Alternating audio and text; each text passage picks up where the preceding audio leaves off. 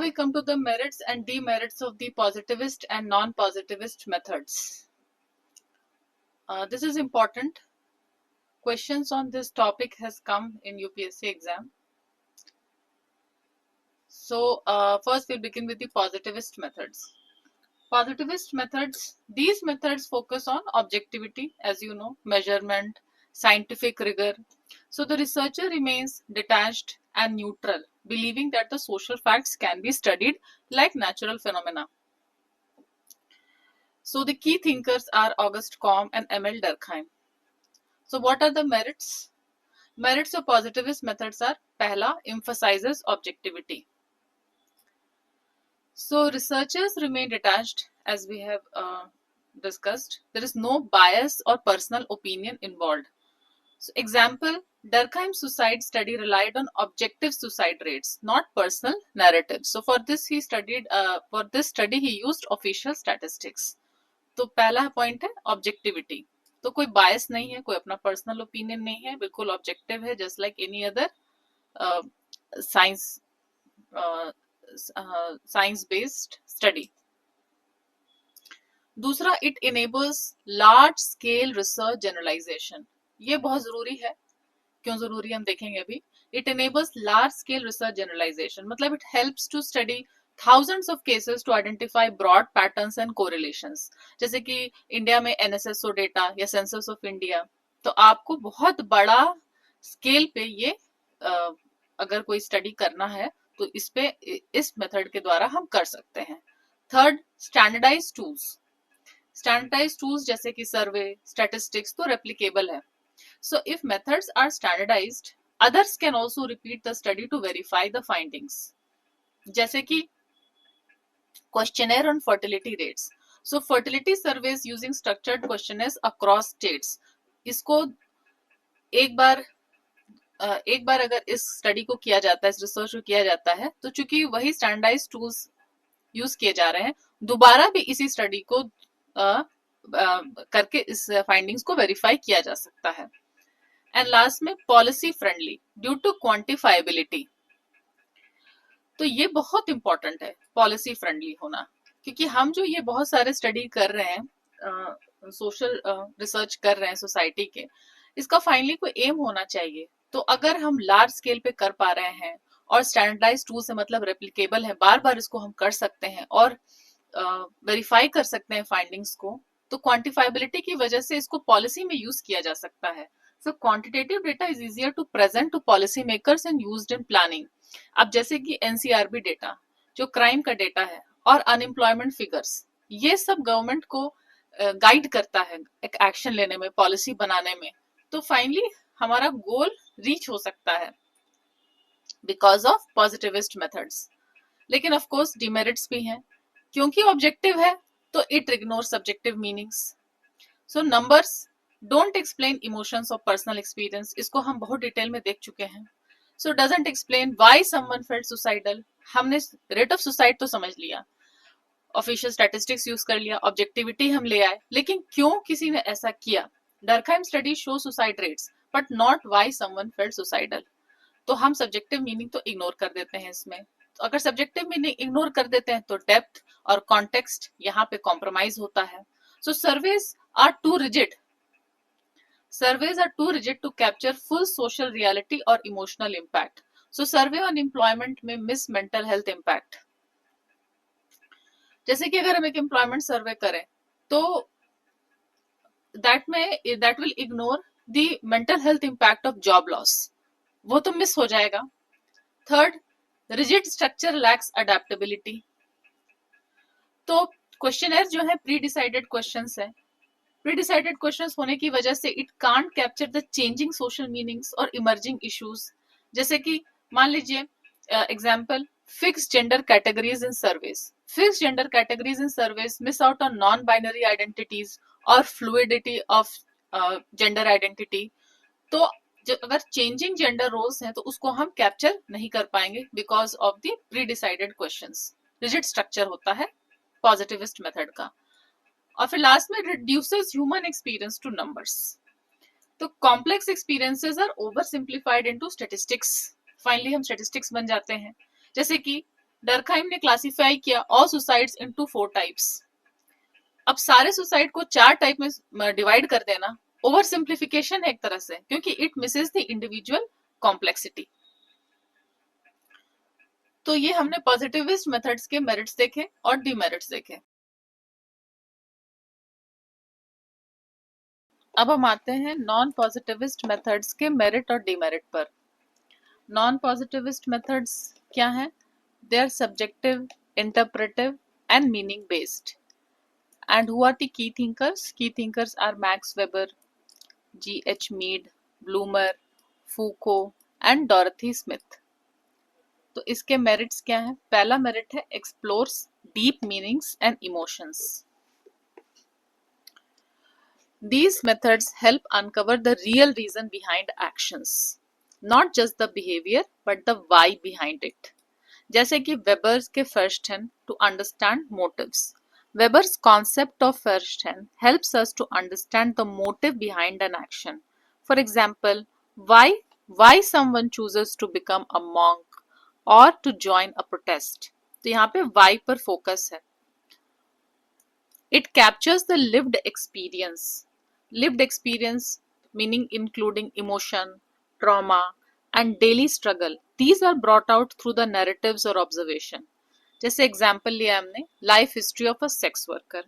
Life history of a sex worker में reveal economic desperation, stigma, survival strategies. तो यहाँ पर हम स्टैटिस्टिक्स के बियॉन्ड जा रहे हैं। एंड सबसे important, it gives voice to the marginalised groups. Now these methods are specially valuable for representing those whose stories are usually ignored. For example, feminist studies on domestic work. Feminist studies on domestic work highlights women's unpaid labor, which is often invisible in the economic surveys. It has a flexible design and therefore it is open to new insights. So non-positivist designs allow for fluidity and adaptability, unlike the rigid questionnaires. यहाँ पे example लिया गया है ethnomethodology का breaching experiments. तो breaching experiments क्या है? These are breaking social rules. For example, facing backwards in an elevator to study reactions. This flexibility can reveal taken for granted norms. यहाँ पे थोड़ा हम लोग देख लेंगे कि ब्रीचिंग एक्सपेरिमेंट्स क्या होते हैं। ये breaching experiments are a research method associated with ethno methodology and this was developed by sociologist Harold Garfinkel. इसमें क्या होता है कि these experiments involve intentionally breaking social norms or expectations in everyday situation to reveal the underlying rules and assumptions that govern social interactions. मतलब daily life में हम जो हर दिन टेकन फॉर ग्रांटेड है कि ऐसे ही बिहेव करना है, सर्टेन सोशल नॉर्म्स हैं कि उसके अकॉर्डिंग ही हमें बिहेव करना है, स्पेशली इन पब्लिक प्लेसेस। तो हम इंटेंशनली उन नॉर्म्स को ब्रेक करते हैं। पर्पस क्या है? पर्पस है to uncover the taken for granted rules which people follow to maintain social order. So when these rules are broken, the reactions of people reveal how deeply embedded and powerful these norms are. जैसे facing back in the elevator instead of the door. So people feel confused. People feel confused or uncomfortable showing the unspoken rule to face forward. या फिर एक दूसरा question है कि दूसरा example है कि कोई फिक्स्ड प्राइस स्टोर है, वहां पे हम बार्गेन करने लगे। So it violets the economic norms and reveals expectations of behaviour in commercial spaces. हमें पता रहता है एक ही दाम, सिर्फ एक दाम लिखा है, तो वहां पे हम बार्गेन नहीं करते हैं, बट अगर हम वहां भी बार्गेन करने लगे, या फिर अगर हमसे कोई पूछे हाउ आर यू, तो हम सिंपली कह देते हैं कि हाँ हम अच्छे हैं, बट उसकी जगह पे हम एकदम डिटेल में बताने लगे कि ये हुआ वो हुआ फलाना ठिकाना। तो वैसे सिचुएशन में क्या होगा कि एक ऑकवर्डनेस आ जाएगी, और this awkwardness shows that the question is more of a social ritual than a genuine inquiry. ऐसे डिटेल में हमारे बारे में सामने वाला नहीं जानना चाहता, वो बस एक सोशल रिचुअल है जिसमें पूछा जा रहा है कि आप कैसे हैं। तो ब्रीचिंग एक्सपेरिमेंट का की आइडिया ये है कि people constantly use background expectancies to make sense of social life. मतलब कि हमें मालूम रहता है कि ये सोशल नॉर्म्स है और उसके हिसाब से ही हमें काम करना है, तो जब इसको हम डिसरप्ट कर देते हैं तो people try to repair the situation or reassert the norm, indicating how crucial these shared assumptions are for everyday functioning. So, breaching experiments show that social order is actively produced by individuals using shared methods of interpretation, not just imposed from above. मतलब ऐसा नहीं है कि social order ऊपर से कहीं से हमारे ऊपर में कंट्रोल किया जा रहा है सोशल ऑर्डर को इस्टेब्लिश करने के लिए। ब्रीचिंग एक्सपेरिमेंट ये समझाता है कि इंडिविजुअल्स खुद आपस में कैसे इंटरैक्ट करते हैं और सिचुएशन को कैसे इंटरप्रेट करते हैं, उसके बेसिस पे सोशल ऑर्डर को इस्टेब्लिश किया जाता है। जैसे मान लीजिए कि आप किसी 5 स्टार होटल में गए और आप हाथ से खाना खाने लगे एक फॉर्मल बिजनेस डिनर में।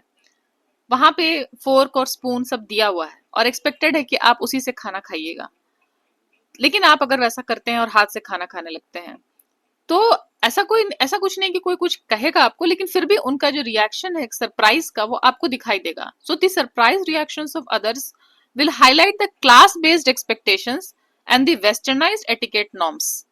तो ये आपको देखने को मिलेगा जब आप जो सोशल नॉर्म्स, जिस जगह के जो सोशल नॉर्म्स बने हुए हैं, अगर उसको आप इंटेंशनली तोड़ते हैं और उसके विपरीत जाके उसका कोई दूसरा काम करते हैं, जैसे मैंने बहुत सारे एग्जाम्पल बताया एलिवेटर वाले में, या फिर फिक्स प्राइस स्टोर में आप बार्गेन करने लगते हैं, या किसी ने आपसे आप कैसे हैं पूछ लिया और आप अपनी पूरा का पूरा आप उसको कहानी अपनी बताने लगते हैं, या 5 स्टार होटल बिजनेस डिनर में आप हाथ से खाना खाने लगते हैं। तो इन सोशल ये जो टेकन फॉर ग्रांटेड रूल्स हैं, इसको जब आप तोड़ते हैं तो फिर आपको दूसरे का रिएक्शन समझ में आता है।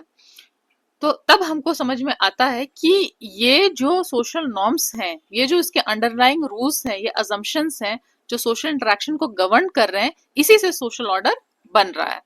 तो इतना कुछ मैंने आपको इसलिए बताया क्योंकि बीच में ये ब्रीचिंग एक्सपेरिमेंट आ गया था और मुझे लगा कि इसको समझा देना चाहिए।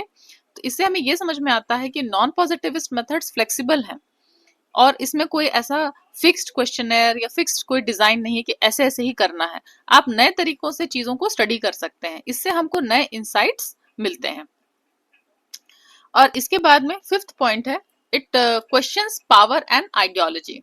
It questions power and ideology. So these methods challenge the dominant ideas and expose how knowledge is shaped by power structures. So Michael Foucault's work shows how ideas like madness or criminality are defined by those in power. उनका कहना है Michael फूको का कि what we call knowledge is shaped by power and used to govern people. So what we call knowledge is shaped by power and used to govern people. इसको knowledge power nexus भी कहा जाता है। तो ये इसके मेरिट्स हो गए। अब लेकिन डिमेरिट भी है, क्योंकि इसमें आप सैंपल आपका साइज जो है वो स्मॉल रहता है, ये सर्वे की तरह बहुत एक्सपेंसिव नहीं हो सकता है, तो जनरलाइजेबल नहीं होता है। अब जैसे कि आप एक केस स्टडी लेते हैं एक दलित वुमन को पढ़ने के लिए, वो समझने के लिए, तो a case study of one Dalit woman let's say in Bihar में not represent all Dalit women across India. So because these studies often involve just a few cases, findings can't be applied broadly. तो यहाँ पे generalizability compromise होती है। चूंकि आप यहाँ पर deep meanings, emotions, lived experience और flexibility, इन सब चीज ये इसके मेरिट है, तो of course यहाँ पे subjectivity bias possible है। मतलब कि रिसर्चर का अपना इमोशन, उनका empathy, that may influence interpretation and reduce objectivity, जहां तक objectivity का point of view है। So while interviewing, let's say abuse survivors, the researchers' personal sympathy may affect the neutrality. Researchers' empathy may affect neutrality. It is seen as unscientific by mainstream. तो जो mainstream sociology है या many policy makers or hard science, they may dismiss these methods for being soft or opinion based. So feminist methods often rejected, for example, feminist methods often rejected by policy makers. Feminist methods are often sidelined in government reports or male dominated research circles. Hard to establish causality, क्योंकि यहाँ पे cause और effect उस पे focus नहीं किया गया है। These methods reveal patterns but cannot confirm cause and effect relationship.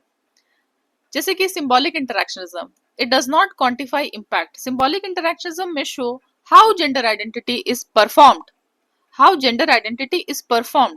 but it doesn't quantify impact or establish what causes change.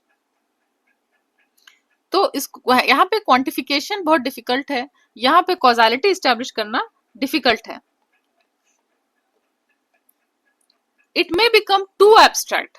ये तो हमेशा दिक्कत बनी रहेगी, क्योंकि मल्टीपल पॉइंट ऑफ व्यू को भी वैलिड माना जाता है. तो बहुत दिक्कत हो सकता है कि जैसे हमने पोस्ट मॉडर्न में भी देखा था कि फिर ट्रुथ के कौन सा है, क्योंकि अगर ऑब्जेक्टिविटी की तलाश है specially for policy making purpose, तो फिर ये एब्स्ट्रैक्टनेस जो है ये डिफिकल्टी बनी रहेगी, क्योंकि मल्टीपल व्यू पॉइंट को इसमें वैलिडिटी दी जा रही है. पोस्ट मॉडर्निस्ट और deconstructionist approaches can become too theoretical, losing clarity. Post modern rejection of truth becomes confusing. Postmodern rejection of universal truth can lead to confusion. Everything becomes relative, it is very difficult to then act upon. तो ये इसके demerits हैं. Small sample size जिसमें generalisability compromise होती है, subjectivity आ सकता है, subjective bias specially. It is seen as unscientific by mainstream and hard to establish causality, and it may become too abstract. तो कंक्लूजन क्या है? कंक्लूजन ये है कि a blend of both approaches allow sociology to be both empirically robust and theoretically rich, enabling a deeper understanding of society. तो ये middle path है. A blend of both methods, positivist, non-positivist, help sociology to be empirically robust, मतलब data के साथ, और theoretically rich मतलब meaning के साथ. So this balance enables a deeper understanding of society.